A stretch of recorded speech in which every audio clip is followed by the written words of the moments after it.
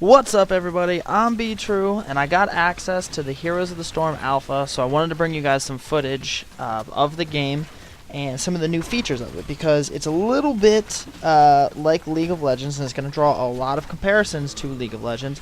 However, there are some pretty fundamental and core differences between the two. Now, some people are going to like these differences, some people are not, and that's just how it is. Not everybody is going to like every game, and the hardcore League of Legends fans are going to scream out, oh, this is nothing like League of Legends, we hate it, and the people who, like this new style are going to say, oh, it's so much better, and that's just how it is with the video game community when games are similar, especially when one takes the premise off of an extremely popular one, such as League of Legends. I enjoy both games very much, and I really like the changes of Heroes of the Storm. Because although it's the same style of game, it does not feel the same at all. It does not play the same. It doesn't feel the same. There's a noticeable difference. And like I said, some people are going to like this. Some people are not. So, without further ado, let's get into the differences. Now, first off, and in my opinion, this might be the biggest difference, Heroes of the Storm does not have items. So therefore, what you have is what you get. You cannot adapt item-wise to what's going on in the game, and there's no need to really focus on what other people are doing because you can just focus on yourself. There's nothing to focus on that you can change or adapt to other than your own skills, and that comes in the form of what's called talents. Now, every couple levels, you get a talent, and these talents change certain things. Like, they can change your skills a little bit, they can augment them, they can give you some extra abilities, they can give you some toggleable effects, and some stuff around that line. And what this does is it changes your play style based on how you want to play. That doesn't change your stats, but it changes what you want to focus on. Now, for instance, here I am playing with the Demon Hunter from Diablo 3, or in this game, she's called Vala. She's a ranged assassin, so she's pretty.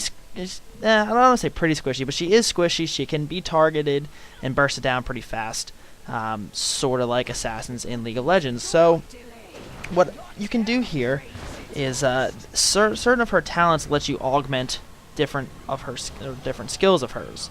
Excuse me. So, you can change your build based on these talents. And one of the builds from this game with this character here is you can choose to focus on certain skills. Okay, so you can focus on her Q, which is the Hungering Arrow. You can augment this to give you lifesteal. You can make it bounce to different characters. You can have it refresh based on when you use your E with your Vault. There's different things that you can do with these talents that change your Q. Same with your W. You can have your W be your main focus by increasing its range, adding a slowing effect to it, increasing its damage. And these are kind of they're talents that synergize with each other. You want to focus, mainly on the Q or mainly on the W if that's how you want to play. Now, how I'm playing in this game is the way that I like to play. I like to focus on my auto attacks, sort of like a marksman from League of Legends. And some of the skills that I use here are based on that. So when you make attacks with this character, Vala, the Demon Hunter, you generate what's called Hatred, which gives you increased movement speed. However, you can also choose a talent in the very beginning, if you guys saw, that also makes you generate attack speed based on how many times you are auto-attacking to generate that Hatred. You get 1.5% per Hatred stack, and you can have up to 10 stacks. So, with those 10 stacks, you can get 15% extra attack speed on your auto attacks. Also, there is a talent where every third hit deals an additional 50% damage. So that it also synergizes with your auto attacks, causing you to do more damage the longer you are attacking an enemy with your auto attacks. There's a talent that, once you toggle it, it increases your basic attack damage.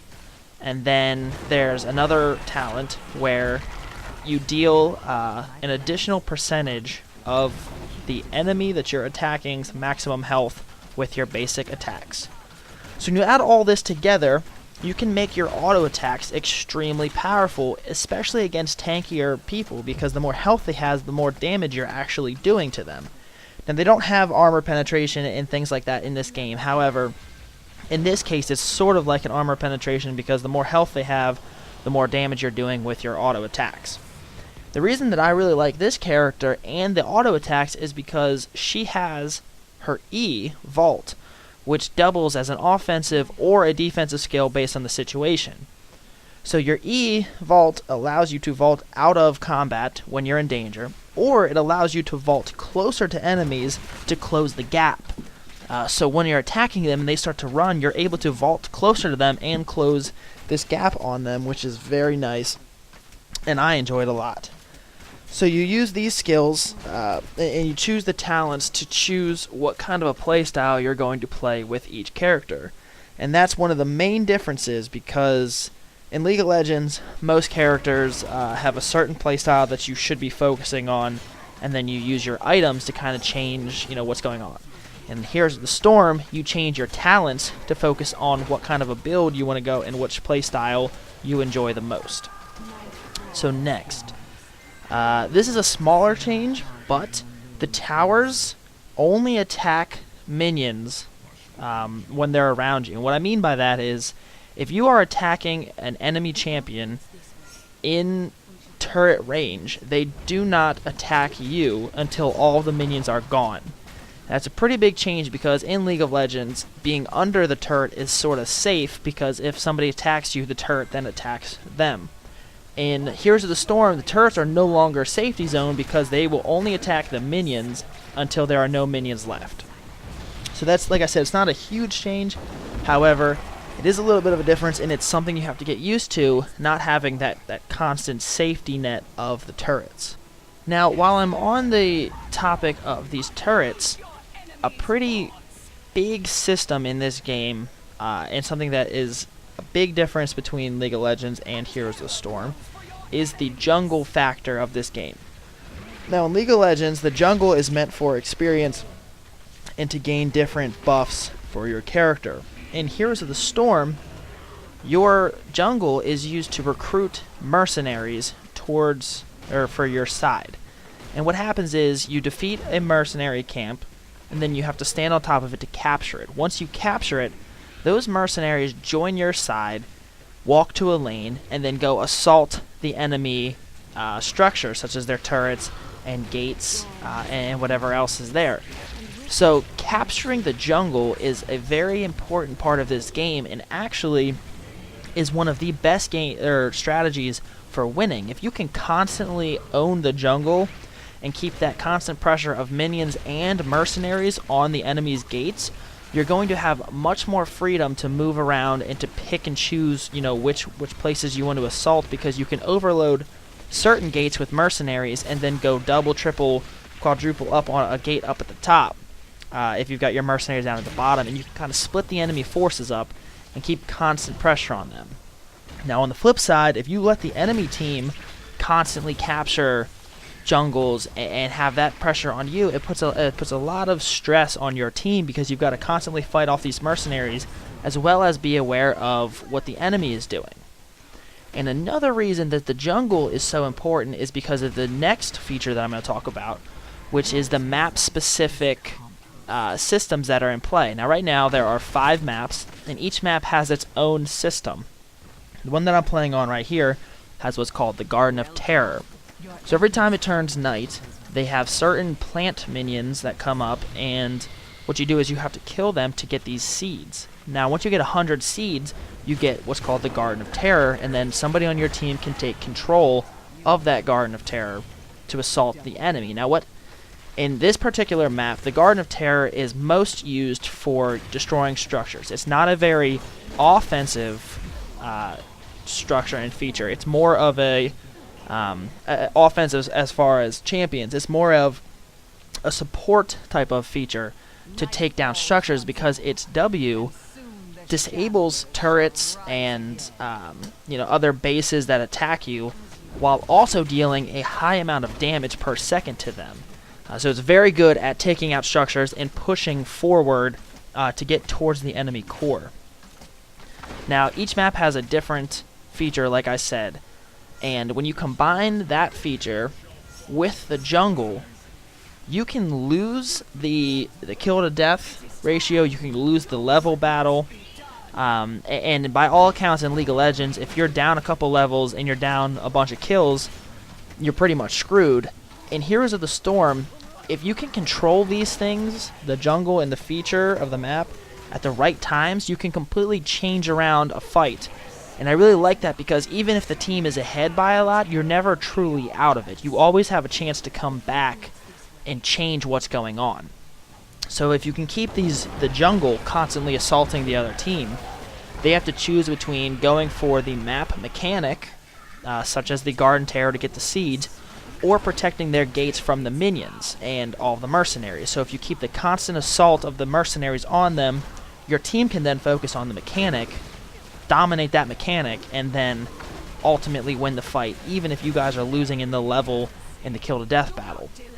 And I really like the balance that this brings to the game, because like I said, no matter what happens, you're never truly out of the game.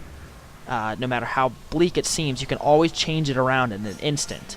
And that provides a lot of fairness, a lot of competitiveness, and it keeps the games very interesting because they're always sort of coming down to the wire. There isn't, so far the ones that I've played against other people, there haven't been really bad snowballs where games just got completely out of hand. Now, another small change that goes along with the talents is the fact that each champion has 2 separate ults. Ultimate attacks, and I enjoy this a little bit by the freedom, but I find myself almost always picking the same ultimate because there seems to be a clear choice. If they can bring more balance to this system, I think it's a great idea because, like I said, you can change your build and change how you want to play. For instance, with this character that I'm playing, Valla the Demon Hunter, you have Strafe or Reign of Vengeance. Excuse me. So with Strafe, you constantly move and fire at all enemies in a circle around you. So you're able to move around their attacks and dodge them while constantly attacking them, so you can chase them or run away at the same time. This provides a lot of utility for you. However, the Reign of Vengeance strike sends demons down in a line that hit the ground, knock back the enemy, and stun them. And I find myself choosing this almost every single time because of the stun and the knockback ability on it.